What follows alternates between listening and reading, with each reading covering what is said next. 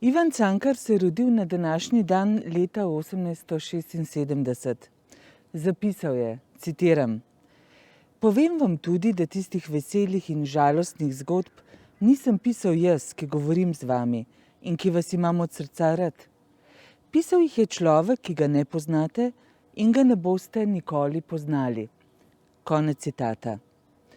Res je, pisca veselih in žalostnih zgodb, ki jih danes prištevamo v vrh slovenske literature, ne bomo nikoli do konca spoznali. To je vesela usoda vseh velikih umetnikov in njihovih umetniških del. Ravno v tem je pravzaprav vsa skrivnost. Tudi pri Cankarju.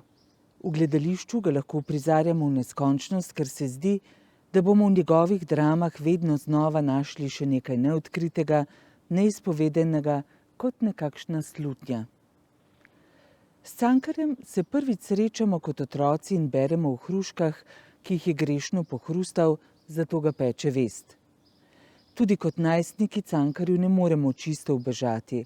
Radi smo svobodni in kar je predpisano, nam ni zelo pri srcu. Ko pa odrastemo, si Cankarja, če le hočemo, končno lahko privoščimo samo zato, da bi uživali.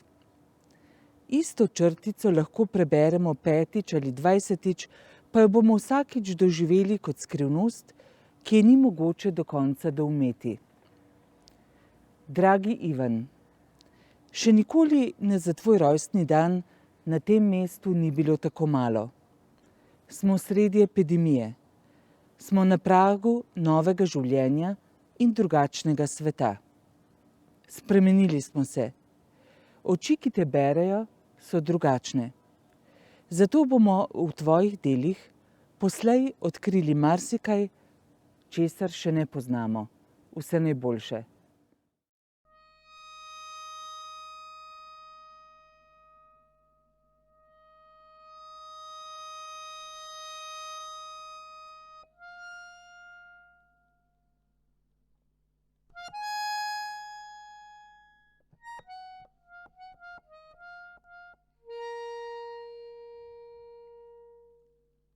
Poet.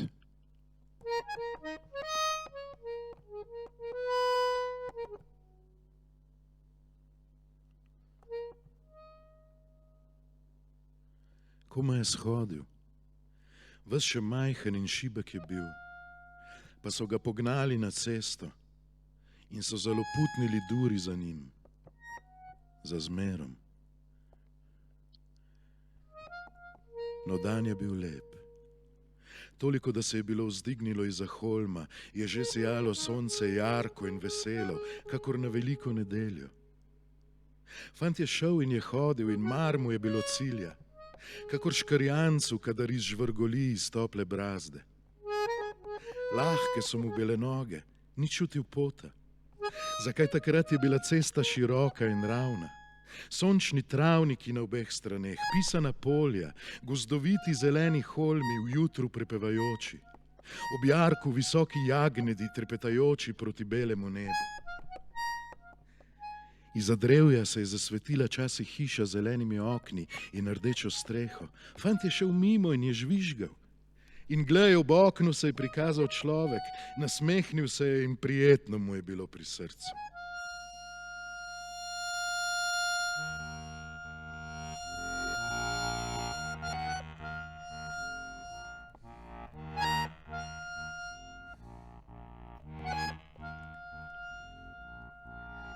Jutro je bilo.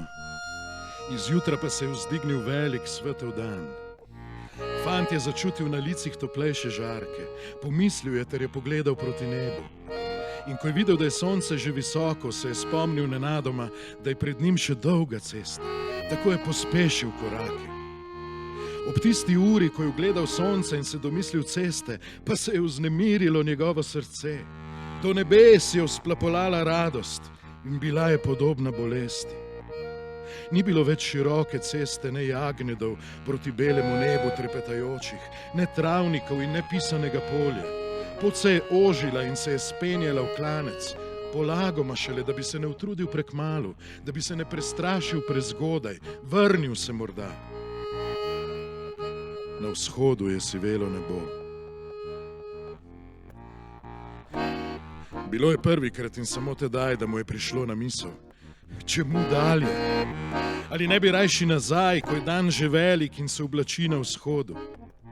Tako je mislil in še ko je mislil, je stopal dalje z istimi koraki. Ni je bilo misli, ki bi jih mogla ustaviti. Ves majhen je bil še in šibek, ali ker se je spenjal klanec zmerom višje, mu je klonil hrbet kakor starcu.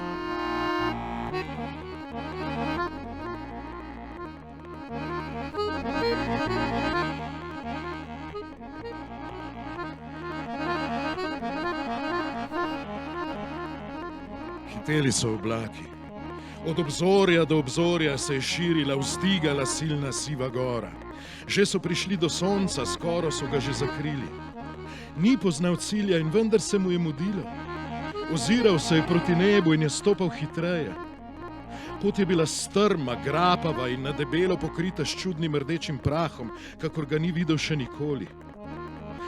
Zgodilo se je časih, da se je stegnila dolga robida ter ga oprasnila na lahno po roki, po licu. Samo časih.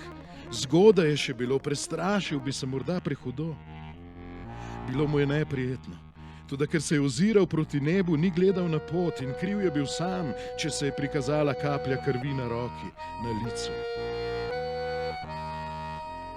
Neznana mu je bila dežela. Pusta je bila in samotna. In vsa njena samota je legla tiho na njegovo srce. Debele kaplje so padale v prah in rdeči prah je oživel. Oživela je pot in je tonila v senco. Zdelo se je popotniku, da hodijo pred njim nevidni ljudje. Poznali so se v prahu, v blatu, sledovi korakov in ravnal se je natanko po njih. Tisti koraki pa so bili tako nerodni, da so mu rezale robide v obraz in da se je spotikal ob grapah in jarkih, zasekanih v klanec. Nič več ni mislil kam in čemu. Pot je bila pred njim in pot je bila ukaz. Čudil se je samo, da je gledal včasih sredi deževne samote, ob grapavem klancu, za nasutim kamenjem, za robidami, prijazno belo hišo z zelenimi okni in rdečo streho. Toplo je bilo pač tam. In kadar je prišel mimo, se je odprlo okno, ozrl se je človek proti nebu, ozrl se je na klanec, na samotnega popotnika in se je nasmehnil. Misel je spreletela popotnika, ali ni morda tam v daljavi, tam v daljni daljavi, korak od poti, vse lepše pokrajine. Ali niso tam zeleni travniki, kakor sem jih videl nekoč v sanjah? Ali niso tam pisana polja, visoki jagnjedi, proti jasnemu nebu trepetajoči? Ali ne sije tam sonce, tam v daljavi, korak od klanca? Če bi preskočil, pogledal. No, mislil je. In je šel dalje po svoji strmi poti.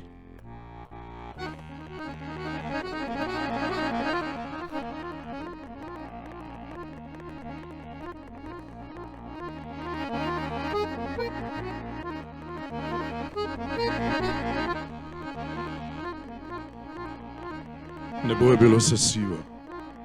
Znočilo se je nenadoma, brez večerne zarje in brez Ave Marije. Natanko v tistem trenutku se je znočilo, ko je začutil popotnik, da je utrujen. Zakaj čas je bil? Ni bilo več prezgodaj, nič več ni bilo poti nazaj. Noge so mu bile težke in mrtve. Hodil je ves sključen in je sopel težko. Od jutra do noči, en sam kratek dan, pa mu je bil obraz suh in vel, obraz starca.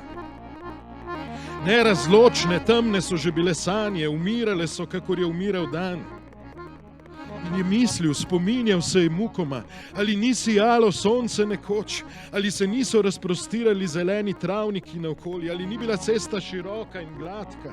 Mislil je, pa se ni mogel domisliti natanko. Zakaj večnost je bila vmes? Dan od jutra do noči. Zasvetila so se okna v poti. Prijazna svetla okna so gledala iz noči. Veseli glasovi, veselo življenje, večer pred praznikom. Popotnik je šel mimo in glasovi so utihnili. Tiho je zapela iz daljave sveta pesem. Spogledali so se v izbi in smehljaj od Boga poslanje šinil preko obrazov. Globoko sključen je hodil popotnik, kakor da bi nosil križ iz veličarja.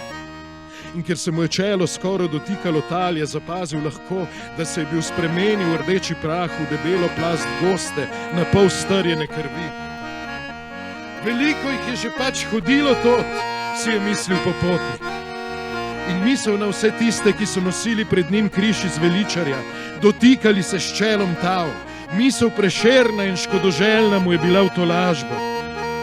Tako je mislil v tistem trenutku, ko se je zgrudil na kolena ter vtisnil v blato svoj obraz. Bila je njegova poslednja Prešerna misel.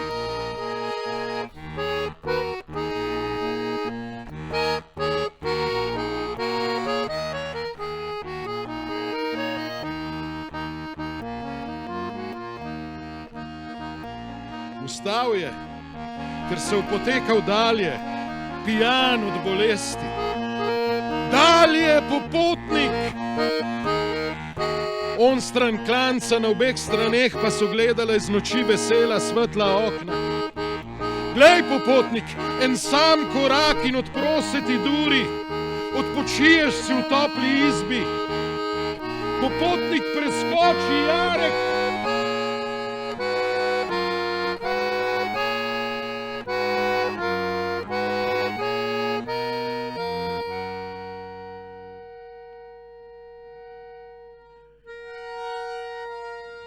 Ni več pomislil, ni se ozrl. K tlom mu je tiščal hrbet križ iz veličarja. Čelo se je dotikalo tal.